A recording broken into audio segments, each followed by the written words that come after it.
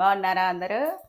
చాలా రోజులైంది కదా మనం వంటకాలు చేసుకోక. ఈ మధ్యలో బాగా తిరగడం అటు ఇటు సరిపోయింది కాబట్టి వంటకాలు చేయలేదు. ఈరోజు ఆలు పరోటా చేద్దామనుకుంటున్నా.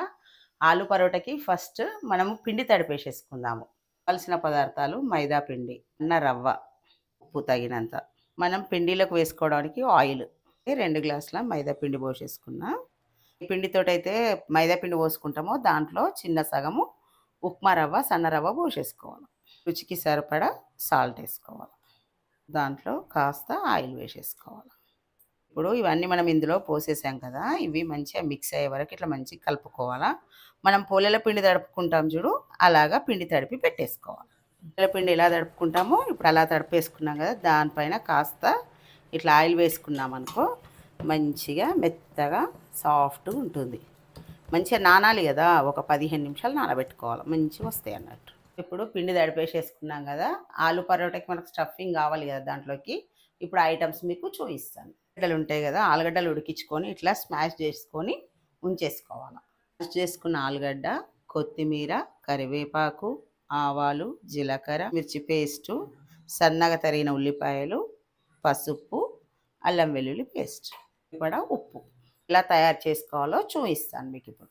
ముందుగా కర్రీకి సరిపోయేటంత ఆయిల్ వేసేసుకుందాము. ఆవాలు వేసేసుకుందాము, కర్రీ వేసుకుందాము, కాస్త కరివేపాకు, కొత్తిమీర, ఉల్లిపాయలు సన్నగా తరిగి వేసుకోవాలి. అల్లం వెల్లుల్లి పేస్ట్ కూడా వేసుకోవాలి. కాస్త మంచిగా రెడ్గా వేగనివ్వాలి. చిటికెడు పసుపు. మనకు రెడ్ కలర్ వచ్చే వరకు మంచిగా వేయించుకోవాలి.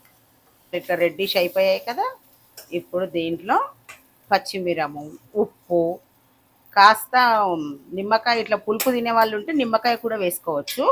కాకపోతే మేము తినమన్నట్టు నిమ్మకాయ, అందుకు మేము నిమ్మకాయ తినం కాబట్టి పచ్చిమిరం వేసేసుకుంటున్నాము. ఇట్లా వేగిందనుకో పచ్చి వాసన అనేది ఉండదు.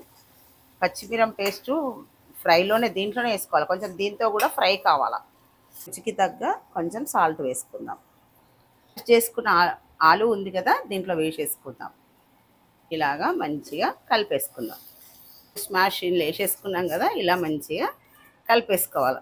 సేమ్ మనకి ఎలా ఉంటుంది అది అంటే మన శనగపప్పు పూర్ణం ఎలా ఉంటుందో అలా చేసేసుకోవాలి. దీన్ని కూడా స్టఫింగ్ అయిపోయింది, దీన్ని కాస్త చల్లారనివ్వాలి. పిండి నానిపోయింది, ఇలా అవుతుంది అన్నట్టు, నానిపోయి మంచిగా ఇలా చేసేసుకోవాలి. మళ్ళీ ఒకసారి చల్లారిపోయింది, దాన్ని ఇలాగా రౌండ్ రౌండ్గా చేసేసుకోవాలి. ఇలా అయితే మన రౌండ్ రౌండ్స్గా ఆలువి చేసేసుకోవాలి. చేతికి ఆయిల్ రాసేసుకొని దీన్ని ఇలాగా చేసేసుకోవాలి రౌండ్గా. పిల్లలకైతే ఇలాగా ఇట్లా చేసేసుకుంటామో అలాగే దీన్ని కూడా దీంట్లో పెట్టేసేసి స్టఫింగ్ చేసేసుకోవాలి. ఇలాగా చేసేసుకోవాలి. ఆలు అనేది బయటకు రావద్దు.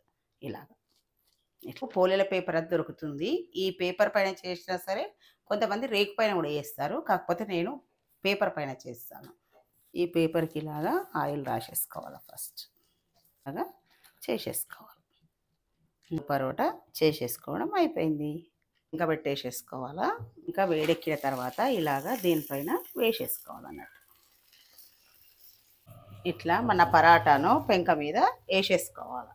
దానిపైన కాస్త ఆయిల్ వేసుకొని మంచిగా చేసుకోవాలి.